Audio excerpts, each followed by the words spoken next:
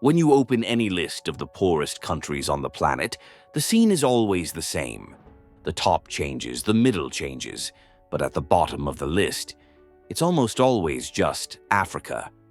Just to give you an idea of the magnitude of this, among the 48 poorest countries on the planet, 32 are in sub-Saharan Africa.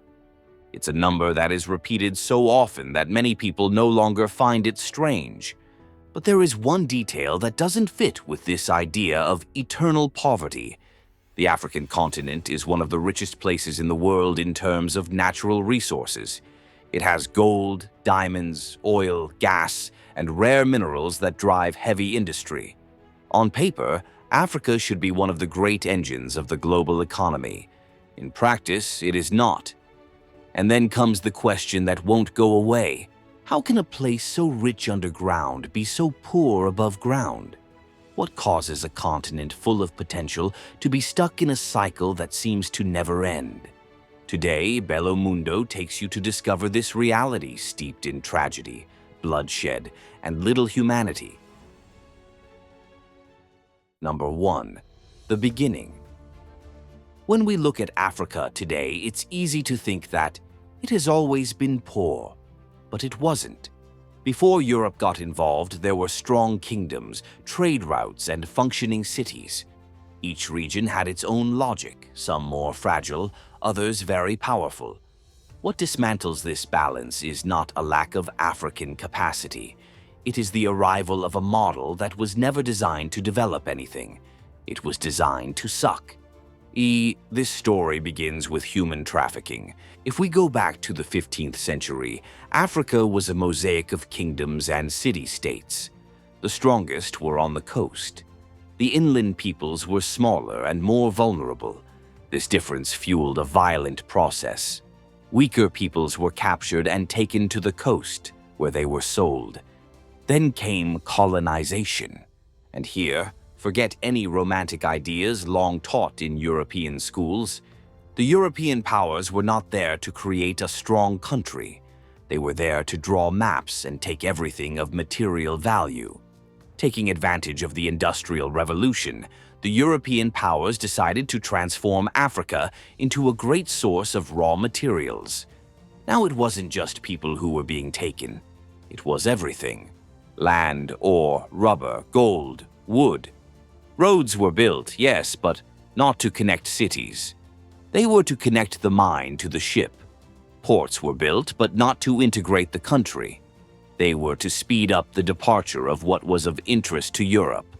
And to top it all off, the map of the continent was redrawn on paper without consulting anyone. Rival peoples were placed within the same country. Peoples from the same group were separated by artificial borders.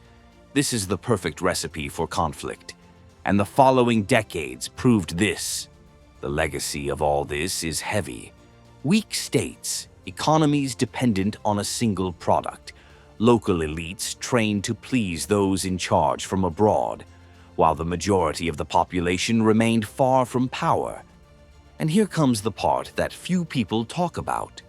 Colonization explains much of what Africa suffers from today, but it does not explain everything. Number 2. Independence and post-independence. When African countries finally gained independence, many people believed that a new era would begin. The end of European rule, the chance to build a country, create industry, and truly invest in education. But that's not what happened. Most of these independences came late. They came abruptly. They came to countries that were already on fire. And remember those poorly drawn borders from back then. Rival peoples placed within the same country, similar peoples forcibly separated. Well, that's where the bill comes in. Angola is one of the clearest examples.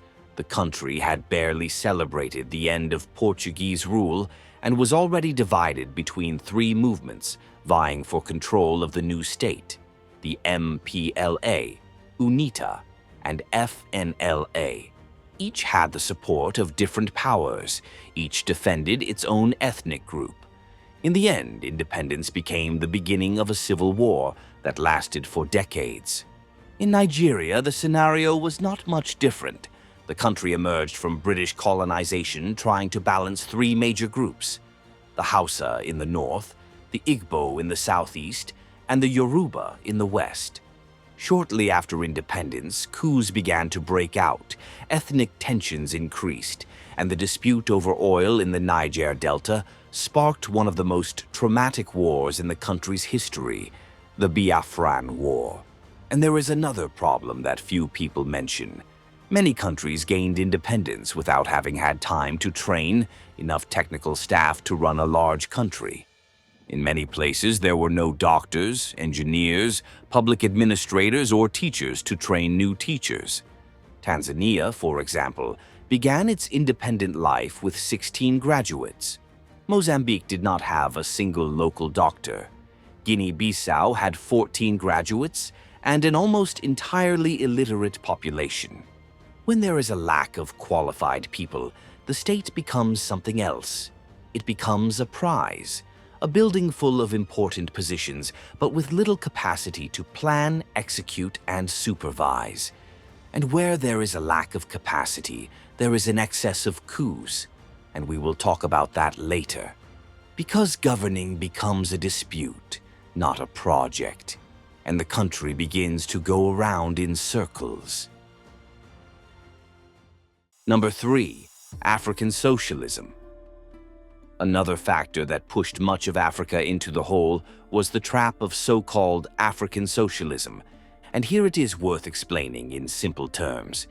The idea of socialism is for the state to control the economy in an attempt to reduce inequality. In theory, it sounds nice, but applying this requires structure, qualified people, oversight, planning, and a strong public sector. And newly independent Africa had none of that. After independence, many leaders wanted distance from the West and ended up embracing socialist models as a sign of rupture. For many of them, it was almost a symbol. If colonization was capitalist, then the future must be socialist. But in practice, the opposite of the promise happened. The economy shut down. Companies were nationalized without the technical capacity to function. Prices began to be controlled by pen and paper. Trade stalled. Creativity stalled. And, as always happens when the state tries to embrace more than it can carry, power became concentrated. And when it becomes too concentrated, it turns into authoritarianism. Number 4. Coup, dictatorship and corruption. Several countries joined this socialist wave: Ghana, Guinea, Mali, Angola, Zambia, Zimbabwe, Sudan, Somalia, Ethiopia, Mozambique. Each with its own style, but almost all repeating the same mistake. The point is that most of these regimes presented as African socialism ended up becoming dictatorships in practice. They were single-party governments, with presidents for life, concentrated power, and no room for opposition. When you combine a fragile state, a stalled economy, and centralized leadership, democracy becomes a facade. And then a chain reaction begins. In many countries, coups became the magic solution to everything. Economic problems, coup. Political crisis, coup. Disputes between groups, another coup. It is a sequence that destroys any chance of stability.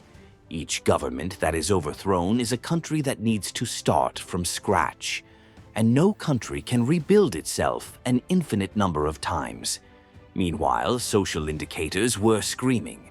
In the 60s, Africa accounted for about 14% of infant deaths worldwide. Today, sub-Saharan Africa accounts for almost half. Not because of a lack of resources, but because of a lack of management. African governments invest less in public health than any other in the world. In many countries, they spend half of what would be necessary to guarantee the basics. Education follows the same path. There is promise, quality, no. And then there is the problem of corruption. In several African countries, the state has become the largest employer, the largest investor, and the largest source of income. But this did not happen in a healthy way. It happened through capture. Those in power distribute positions to allies, contracts to friends, and benefits to their own ethnic group. Efficiency does not matter. Loyalty matters. When the state becomes a political prize, schools are no longer a priority. Hospitals are no longer a priority. Roads are no longer a priority. Because the money goes elsewhere to keep those in power. And then the vicious circle begins. Corruption weakens the state. A weak state opens the door even wider to corruption. Corruption stifles local business, drives away investment, and kills any chance of growth. It's like trying to run with a backpack full of rocks on your back. You can take a few steps, but you won't get very far. And here you can't blame colonization. This was an internal choice. Leaders who had the chance to modernize the country chose instead to strengthen centralized, expensive governments that were disconnected from the world and always working for their own benefit.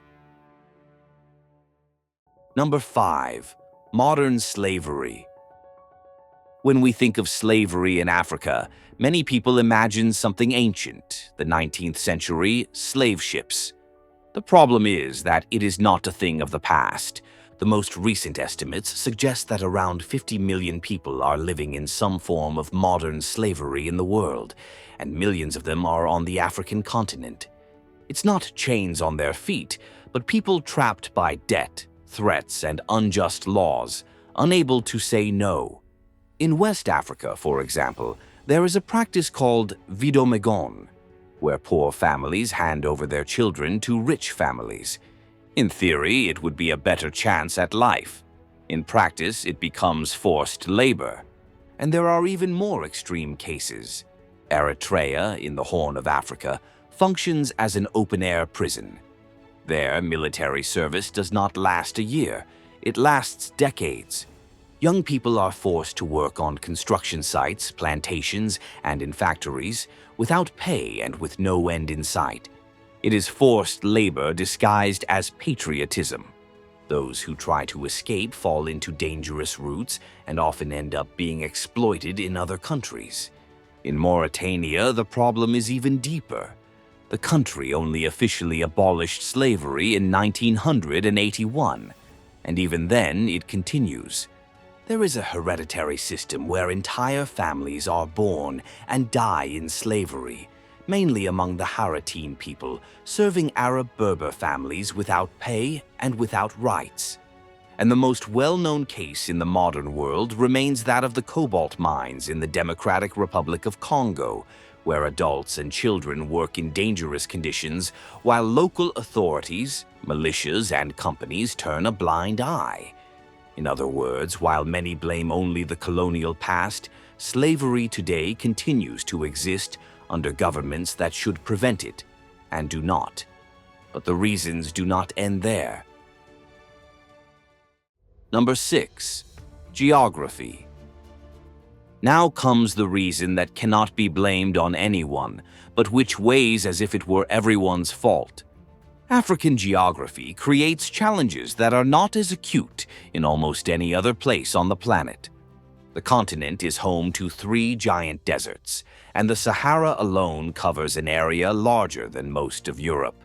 It is a huge void of extreme climate, poor soil, and seemingly endless distances.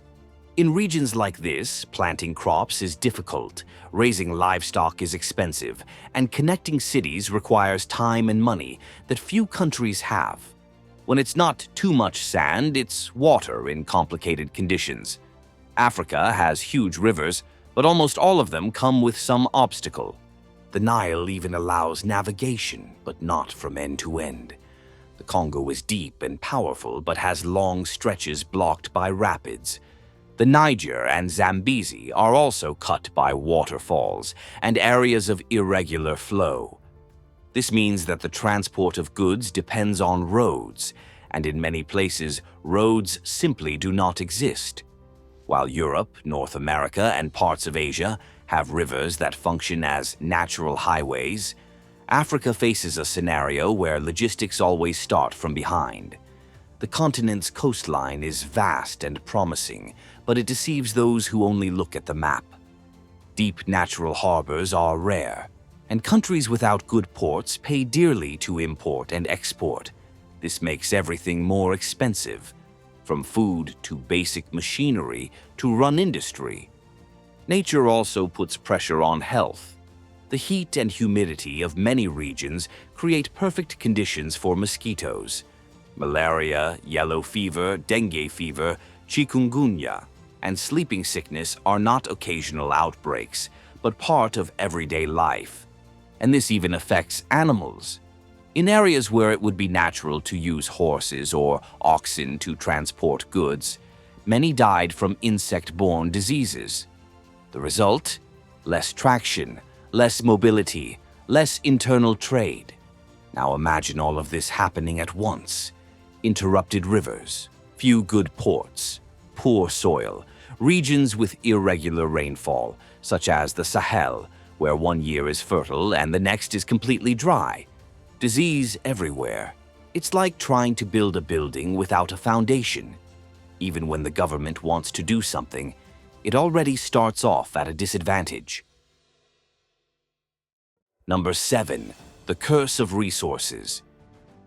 Last but not least, we come to the famous curse of resources. And as we mentioned at the beginning of the video, we are not talking about a continent that is poor in natural wealth. Africa has huge amounts of oil, diamonds, gold, coltan, cobalt, everything that drives the global economy in the 21st century. The problem is that here, abundance becomes a burden rather than a solution. Nigeria is the easiest example to see this. At the beginning, when we mentioned the country as a case of turbulent independence, we could already sense the magnitude of the challenge. The discovery of oil on a large scale should have been the turning point. Instead, it turned into disputes between regions, coups, internal conflicts, and a series of governments that grew inward, rather than for the people. When money comes in easily, it seems that everything becomes easy. But it only seems that way. Natural resources create a dangerous shortcut. Instead of diversifying the economy, investing in modern agriculture, local industry, or technology, many governments prefer to live off what came out of the ground. While oil was expensive, the country rode the wave. When prices fell, everything fell apart, and it is impossible to plan for the future when the basis of the economy changes size every year. There is also the political factor. When a government depends almost exclusively on oil and minerals, it does not need the population to finance itself. It does not need a strong private sector. It does not need citizens generating taxes. It does not need vibrant trade. It just needs to maintain control of extraction. And then what everyone knows happens. If power is sustained by resources and not by the people, the natural incentive is to protect the resources, not the citizens. The priority becomes maintaining allies, maintaining contracts, maintaining influence. The interests of the population become secondary. That is why countries rich in soil remain poor in practice. Wealth is concentrated in those who control the keys to the mine, the well, or the port. And without economic pressure from society, many governments choose their own benefit over collective development. The resource curse is not only economic, it is political. And when it appears on a continent already weakened by wars, coups, and poor infrastructure, it becomes exactly what the name suggests: a curse. Number 8. Future. Is Africa doomed to live in poverty? Of course not. Africa is not doomed, but it will not change with good intentions or luck alone. There are African countries that have done many things right. When looking at the entire continent, it seems that everyone is stuck in the same cycle. But they are not. There are important exceptions. And when we analyze these cases, we can see that African poverty is not destiny. It is a political choice, it is management, it is continuity. Botswana is the most famous example, a country with few inhabitants, much of its territory covered by desert, and virtually no infrastructure on the day of independence. But it made different decisions. Instead of handing over the state to a single group, it invested in more stable institutions, fought corruption, and distributed diamond revenues more equitably. The result is clear on the map. It is one of the most peaceful countries on the continent and has social indicators that leave many rich nations speechless. Mauritius followed a similar path, albeit with a totally different reality. A small island, tropical climate, practically no mineral wealth. It invested in tourism, light industry, technology, and trade agreements. It did not become a world power, but it did become a stable country with growing income and a functioning network of basic services. And then there is Rwanda, which, despite the tragedy of the 90s, managed to rebuild its state with an obsession for efficiency. There is no miracle there. There is public policy, oversight, and continuity. This is rare on the continent. These examples serve to show that Africa's problem is not a lack of capacity, talent, or potential. When institutions work, when governments are accountable, and when corruption loses ground, the wheel turns. And it turns fast.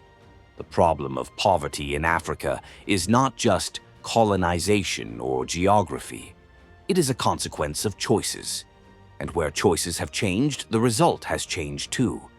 The continent has everything it needs to be a giant, but it needs to break cycles that have been repeating themselves for centuries. And that only changes when the government changes, when institutions change, when priorities change. And that's it for today. Now I want to hear from you. Were any of these things already on your radar? Or was there anything that really shocked you? Tell us in the comments. And of course, if you've watched this far, don't forget to subscribe to the channel. Turn on the bell, leave a like, and use the hyper function below. This tool helps the video gain more visibility and allows us to continue bringing content like this about our beautiful world, which sometimes isn't so beautiful. See you in the next video.